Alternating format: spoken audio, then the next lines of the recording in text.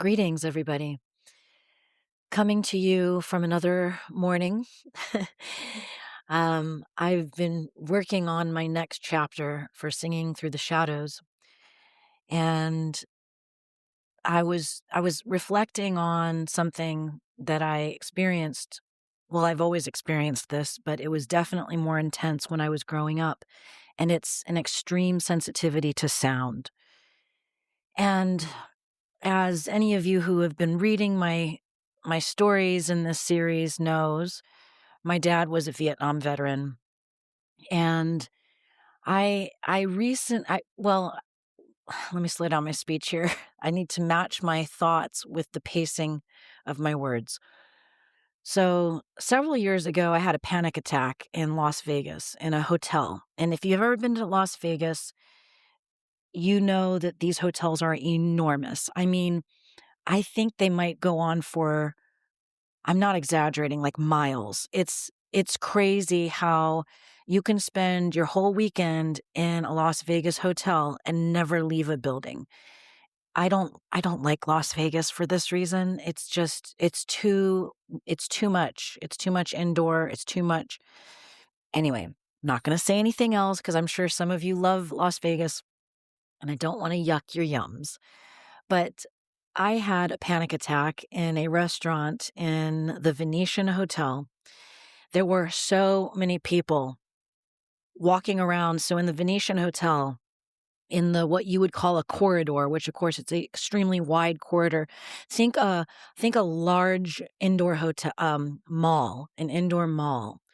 And so you have all these restaurants and these shops, and the Venetian is meant to look like Venice, Italy. So there are these canals in the center of the corridors.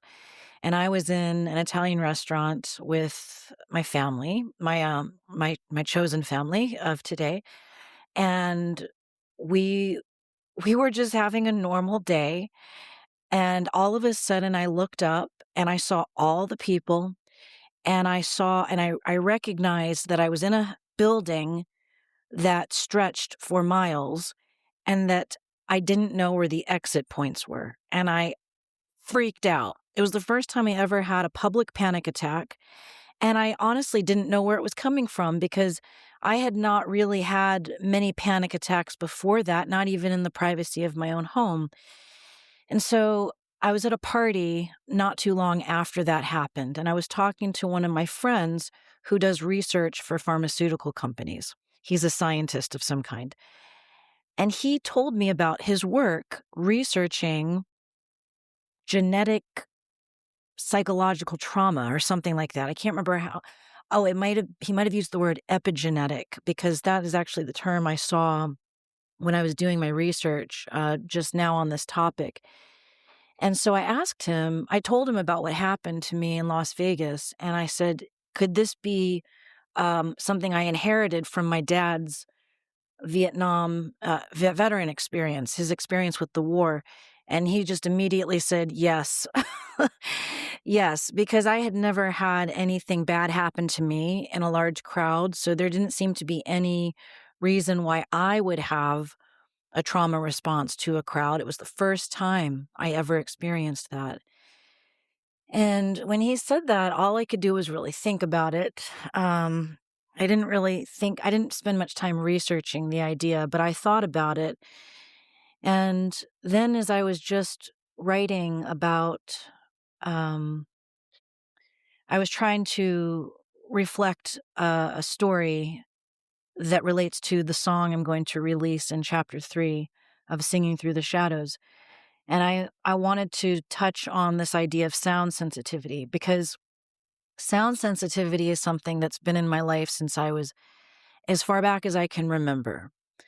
And I didn't really have a coherent understanding of it until I was probably in the 5th grade, getting into that that preteen age.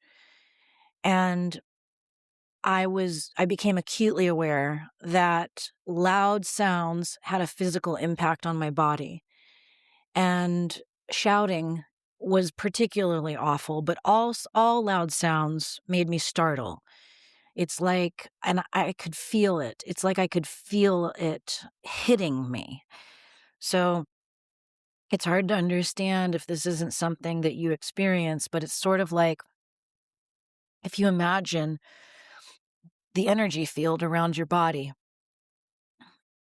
It's sort of like imagine a pressure, like the pressure you feel when something is really hot.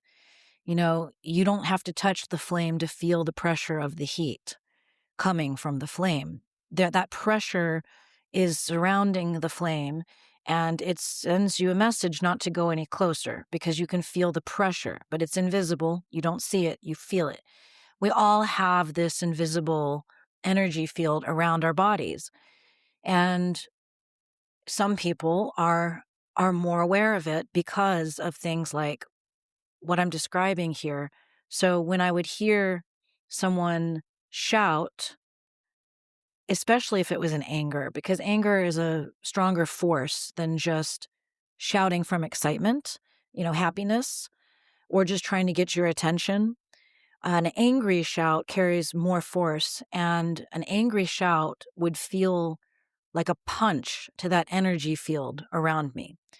And so it's not like I would have bruises or anything. I'm not saying that, but it was like somebody was punching my energy field and it would knock me back. It would actually knock me over sometimes, or I would feel like a jolt in my physical body from the impact. And I couldn't talk about this with anybody because it didn't seem that anybody else had this, because in my culture where I lived, first of all, at home, there was a lot of shouting. It was very normal. It was never seen as anything strange. In the surrounding culture around me, it was actually very normal to shout. Where I lived, the culture was quite dominated by the Southern Baptist culture. And I'll call it a culture in this respect because I know it's a religion, but in a lot of ways, the lines between religion and culture are quite blurry, especially when you have a large community of people who are part of one religious order. They end up influencing the culture around you. And in the Southern Baptist Church, there's a lot of shouting at the pulpit. The preachers shout. And there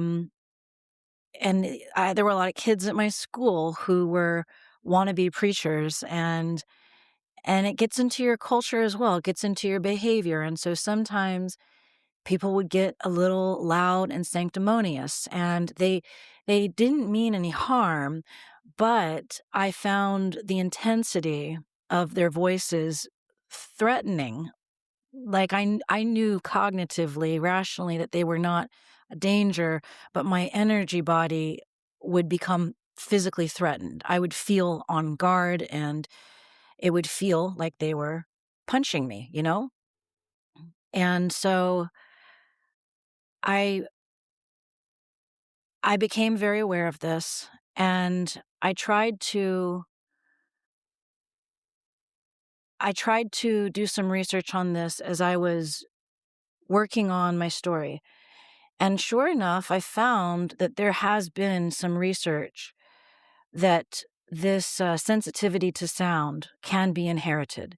And the studies I specifically looked at had to do with the children of Vietnam veterans, and how these studies were done of the sperm of Vietnam veterans, and how there is something, I can't explain it to you because the science is just too complex, but there's something in the DNA of the sperm that would create a sensitivity to sound. And so there's okay, I had to stop recording for a moment because I got interrupted. So I'm going to try to get back on track here. So I found some research on sound sensitivity is definitely can be an inherited feature from a parent who has experienced something incredibly traumatic like war or genocide. Some of the research also talked about children of Holocaust survivors. And what the reason for this is it has to do with hypervigilance. So our nervous system is always looking out for us. It's always trying to sense danger, and it can do that through sound. So if there's any kind of an explosion of some kind, or if you have dogs, you've seen how they behave when fireworks are going off, because their nervous systems are registering that as a threat, because they sound like bombs. Gunshots would also be another sound, a scream, somebody screaming. Your nervous system is paying attention. And so if you have a nervous system that contains some kind of programming that requires hypervigilance, then you are going to be hypervigilant to sound. And this can be an incredibly distressing experience. And I know for myself, I'm 45 years old. It's not something I don't normally like say my age or anything, but I'm saying it for a reason. Because to let you know that I've been in this life form for 45 years. And I can say from my own experience, my sound sensitivity has decreased over time. And I don't know what that means. I don't know if it's because of like a subtle loss of hearing. I don't know. Or if I think my hearing is still really good. I've always had really good hearing, but I think it's also just desensitization. I think as you get older, you start to become desensitized to the things that were more intense for you. And I think that might have something to do with it. Over time, you become desensitized. But that's not a comfort to people who are younger, or maybe you are older and you're still very sensitive to sound, because it's incredibly distressing to be sensitive to sound. It can interfere with your life. There have been many, many moments I had to say no to things because the sound vibrations are just too much. Like, for example, my stepson's basketball games. I I forced myself to go to a couple of them, and what I did was I wore earplugs. That's a tip I learned much later. I wish I had learned that tip earlier on, because there are so many sounds in that echoey gymnasium, the squeak of the shoes on the floor, the constant bouncing of the ball, the constant voices ringing through the gymnasium, the whistles, the oh, the sound of sporting events really gets to me. It's I don't I hate them. I hate them. I'll just be real. I hate the sounds of sports. And so I just avoid them at all costs, even from the TV, which thankfully my guy is very sensitive to this and keeps the volume turned down very low, or sometimes he just doesn't even turn it on, which, is such a loving thing that he does for me. But my point is that this sensitivity can inhibit your life, and it's extremely frustrating. It causes you to make decisions or say no to certain things. It also can manifest as as an embarrassing behavior. Like, I can't tell you how many times I have been startled by someone in my house walking into the room where I am. It's like, I know you live here, I know you're home, but yet, because my mind was somewhere else, my nervous system perceived you as a threat. And then it's embarrassing. You see the look on their face, like, what the hell is wrong with you? That kind of look. And yes, you just have to go, yeah, that's just me. Sorry. And you try to keep going. Now, the good news, I always like to try to find a light side of the shadow. Every shadow is just blocking a light. And then when you shine the light, the shadow goes away. And the way we do that is we find the upside to these things. And so if you have a sensitivity to sound, that means that you have a natural gift for music. for voice work. You may not know it. Maybe you've never taken the time to really do it. And perhaps the sensitivity has actually been a hindrance to you because you can hear so much and you can hear when you're out of tune, and that bothers you a lot. But if your ego can get over that, then you may have something. You may have a real gift on your hands. So don't give up. Keep working on your voice and keep trusting the process, because if you're sensitive to sound, it means you have the potential to be a musician. So I'm going to leave you with that. Leave a comment and let me know what you think. Also, don't forget to sign up for my voice liberation course.